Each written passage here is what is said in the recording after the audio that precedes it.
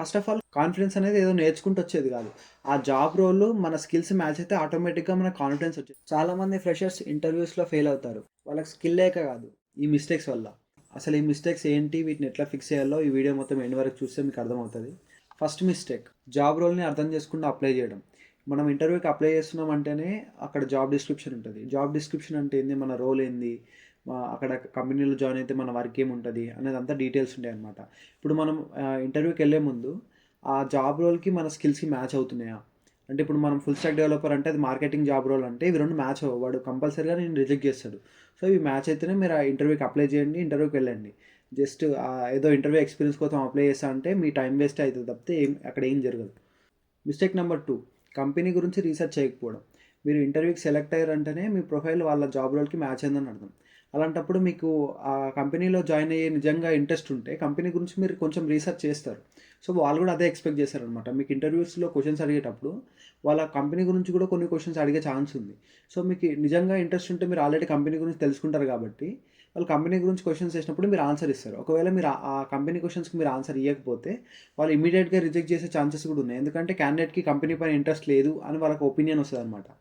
So, before going to interview company గురించి కొంచెం research చేయండి. ఇంకో మిస్టేక్ వచ్చేసరికి సెల్ఫ్ ఇంట్రడక్షన్ వీక్‌గా ఉండడం. అంటే మనం సెల్ఫ్ ఇంట్రడక్షన్ ఇస్తాం కరెక్టే. అదేదో ఎటెటో వెళ్ళిపోతా ఉంటది. మన సెల్ఫ్ ఇంట్రడక్షన్ ఎప్పుడైనా క్లియర్‌గా, సింపుల్‌గా ఉండాలి. మీరేంటి? మీ స్కిల్స్ ఏంటి? అండ్ మీ ప్రాజెక్ట్స్ ఏంటి? మీ గురించి మీకే అంత క్లారిటీ లేనప్పుడు వాడెందుకు తీసుకుంటాడు మిమ్మల్ని? సో, మీ ఇంట్రడక్షన్ ఎప్పుడైనా క్లియర్‌గా, సింపుల్‌గా ఉండాలి. మీ సెల్ఫ్ ఇంట్రడక్షనే క్లియర్‌గా ఉంటే వాడు దాంట్లో నుంచే క్వెషన్స్ అడుగుతాడు అండ్ ఈజీగా మీరు సెలెక్ట్ అయ్యే ఛాన్సెస్ కూడా ఉన్నాయి.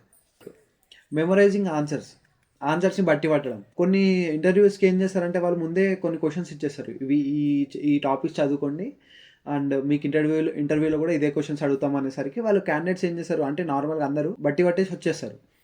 సో, బట్టి పట్టేసి వచ్చేస్తే ఏమైతదంటే అది ఇంటర్వ్యూ చేసేవాడికి అర్థమైపోతది. వీడు బట్టి పట్టి వచ్చిండని అర్థమైతది. ఇంకోటి ఆ టాపిక్ పైన వేరే క్వెషన్స్ ఏదన్నా ఇస్తే ఆ క్యాండిడేట్ ఈజీగా ఆన్సర్ చేయలేడు. అంటే ఇది కావాలని ఇంటర్వ్యూస్‌లో చేసే ట్రిక్ అనమాట. వాళ్ళు కొన్ని టాపిక్స్ ఇచ్చి వేరే టాపిక్స్ నుంచి క్వెషన్స్ అడుగుతారు. క్యాండిడేట్స్ కరెక్ట్‌గా ఫిల్టర్ అవ్వాలని వాళ్ళు కావాలనే ఇట్లా చేస్తారనమాట. Mistake number 4, not knowing basics. అంటే బేసిక్స్ గురించి ఐడియా లేకుండా ఇంటర్వ్యూకెళ్ళడం. చాలామంది ఏం చేస్తారంటే అసలు ఆ బేసిక్స్ ప్రిపేర్ అవ్వరు. ఇంటర్వ్యూ గదా అని చెప్పి ఇంటర్వ్యూ క్వెషన్సే ప్రిపేర్ అవుతారు. బట్ వాళ్ళు మీ స్కిల్స్ నుంచి బేసిక్స్ నుంచి క్వెషన్స్ అడిగే ఛాన్సెస్ కూడా ఉన్నాయి. సో, బేసిక్స్ నుంచి కూడా కొంచెం ప్రిపేర్ అయ్యి రెడీగా ఉండండి.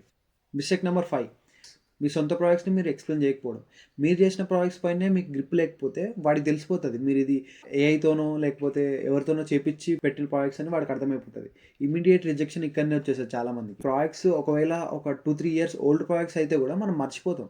ఎవరైనా మర్చిపోతారు. సో, ఇంటర్వ్యూకెళ్ళే ముందు మీ ప్రాజెక్ట్స్‌లో ఏ టెక్ స్టాక్ వాడిర్రు, ఏ టెక్నాలజీస్ వాడిర్రు అండ్ డేటాబేస్ స్కీమాస్ ఇవన్నీ చూసుకొని ఒకసారి వెళ్ళండి.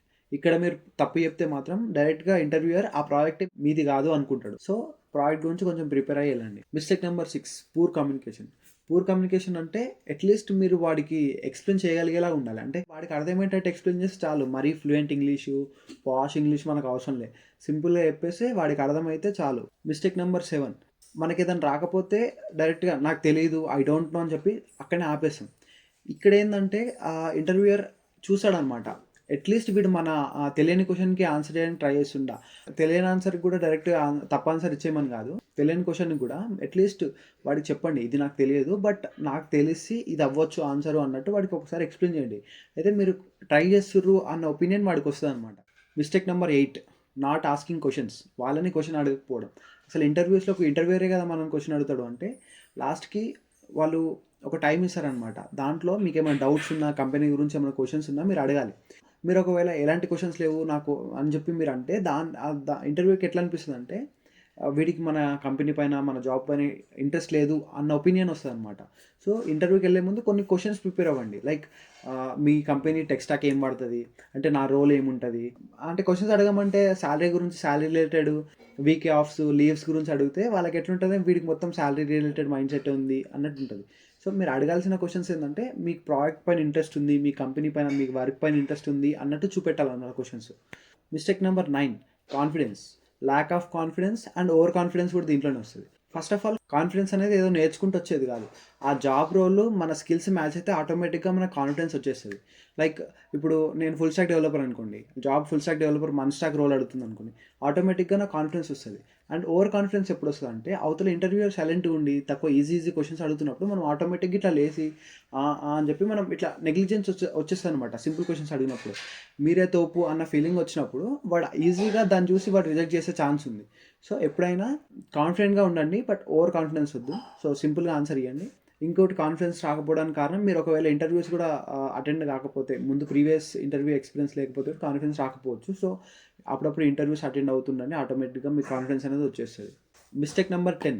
ఇది యాక్చువల్గా పెద్ద మిస్టేక్ ఏం కాదు, but giving long answer is also mistake. అంటే మీరు ఒకవేళ మీకు తెలిసిన టాపిక్ గురించి వాడు క్వశ్చన్ అడిగింది అనుకోండి, లైక్ ఎక్స్ప్లెయిన్ యువర్ ప్రాజెక్ట్ అంటే మీరు గంటలు గంటలు దానికి చెప్తే వాడికి ఒక నెగిటివ్ ఇంప్రెషన్ వస్తుంది. అంటే వీడు ఏదో సోదిలాగా చెప్తుండు, వీడికి ఏదో వేరే క్వశ్చన్స్ పైన ఇంట్రెస్ట్ లేదేమో అన్నట్టు వస్తుంది. So keep it simple and clean. అంటే క్లియర్గా సింపుల్గా పెట్టేస్తే సరిపోతుంది. Mistake number 12, body language. మీ బాడీ లాంగ్వేజ్ కూడా ఎట్లా ఉండాలంటే మీకు ఇంట్రెస్ట్ ఉన్నట్టు, అండ్ ఆన్సరింగ్ పొజిషన్ లైక్ ఇట్లా ఇట్లా కొంచెం ఫ్రంట్కి బెండ్ అయి ఉండాలి. అండ్ మీరు ఇట్లా వెనక్కి వాలి ఏదో ఇంట్రెస్ట్ లేనట్టు ఇట్లా కూర్చుంటే వాడికి కూడా మిమ్మల్ని సెలెక్ట్ చేయడానికి ఇంట్రెస్ట్ ఉండదు. సో బాడీ లాంగ్వేజ్ కూడా ఒక కీ రోల్ ప్లే చేస్తుంది ఇంటర్వ్యూస్లో. So check your body language. Mistake number 13, lying in resume. ఇది చాలా పెద్ద మిస్టేక్. చాలామంది చేసే మిస్టేక్ కూడా ఇదే. రెజ్యూమ్లో ఏదేదో ప్రాజెక్ట్స్ చేసి ఆ స్కిల్స్ ఉన్నాయి, ఈ స్కిల్స్ ఉన్నాయి అని చెప్పి పెట్టేస్తారు. బట్ ఇంటర్వ్యూకి వెళ్ళేసరికి అక్కడ వాడికి తెలిసిపోతుంది. వాడు ఒక్కో క్వశ్చన్ ఇస్తే మీ గురించి మొత్తం అర్థమైపోతుంది. ప్రాజెక్ట్ వీడి చేసిండా, వీడికి స్కిల్ ఉందా లేదా అనేది. వాడు రెజ్యూమ్లో నువ్వు అబద్ధం ఆడితే ఇమ్మీడియట్ రిజెక్షన్ ఉంటుంది. సో నెవర్ లై in resume. Mistake number 14, poor dressing. మీరు డ్రెస్సింగ్ కూడా ఏదో క్యాజువల్ డ్రెస్సెస్ వేసుకొని అండ్ జీన్స్ వేసుకొని వెళ్తే ఇంటర్వ్యూయర్కి ఒక ఒపీనియన్ వస్తుంది అనమాట, వీడికి జాబ్ పైన ఇంట్రెస్ట్ లేదు. సో డ్రెస్సింగ్ కూడా కొంచెం మ్యాటర్ చేస్తుంది. అంత మ్యాటర్ చేయకపోయినా కొంచెం స్లైట్గా డ్రెస్సింగ్ కూడా కొంచెం మ్యాటర్ చేస్తుంది అనమాట. And mistake number 15, not preparing for HR questions. ఈ హెచ్ఆర్ క్వశ్చన్స్ అంటే ఇవి సపరేట్ ఉంటాయి అనమాట. హెచ్ఆర్ క్వశ్చన్స్ ఎట్లుంటాయంటే like why should we hire you, అంటే ఇంతమంది ఉన్నారు కదా మిమ్మల్ని ఎందుకు హైర్ చేసుకోవాలి, what is the importance in you, అంటే కొంచెం ఎప్పుడు విననటువంటి క్వశ్చన్స్ వస్తాయి.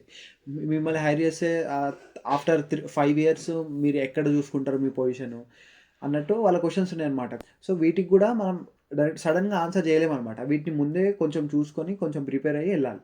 సో ఈ క్వశ్చన్స్ కూడా మీరు కరెక్ట్గా ఆన్సర్ చేయకపోతే, లైక్ ఆఫ్టర్ 3 years నేను జాబ్లోనే ఉండను అంటే వాడు ఇమీడియట్గా రిజెక్ట్ చేస్తాడు. ఎందుకంటే వాడు ఎప్పుడైనా ఒక లాంగ్ టర్మ్ క్యాండిడేట్నే తీసుకోవడానికి చూస్తారు ఏ కంపెనీ అయినా. ఇవన్నీ మీ దగ్గర లేకపోయినా కూడా మీరు ఇంటర్వ్యూస్కి వెళ్ళడానికి భయపడకండి. ఎందుకంటే ఇంటర్వ్యూస్కి అటెండ్ అవుతూనే ఈ స్కిల్స్ అన్నీ వస్తాయి, మీ మిస్టేక్స్ అన్నీ మీకు తెలుస్తాయి, మీరు కొంచెం ఇంప్రూవ్ అవుతారు. ప్రతి ఇంటర్వ్యూలో కూడా మీరు ఏదో ఒకటి నేర్చుకుంటూనే ఉంటారు. ఇంటర్వ్యూలో కూడా మీరు ఒకవేళ సెలెక్ట్ అవ్వకపోయినా మీకు నేర్చుకోవడానికి ఒక లెసన్ అయితే ఉంటుంది. అండ్ మీ మిస్టేక్స్ని కూడా మీరు ఇంప్రూవ్ చేసుకోవచ్చు. అండ్ మీరు ముందే ఈ మిస్టేక్స్ అన్ని మీరు ప్రిపేర్ అయ్యి వెళ్తే ఇంటర్వ్యూస్లో మీరు సెలెక్ట్ అయ్యే ఛాన్సెస్ కూడా చాలా ఉన్నాయి.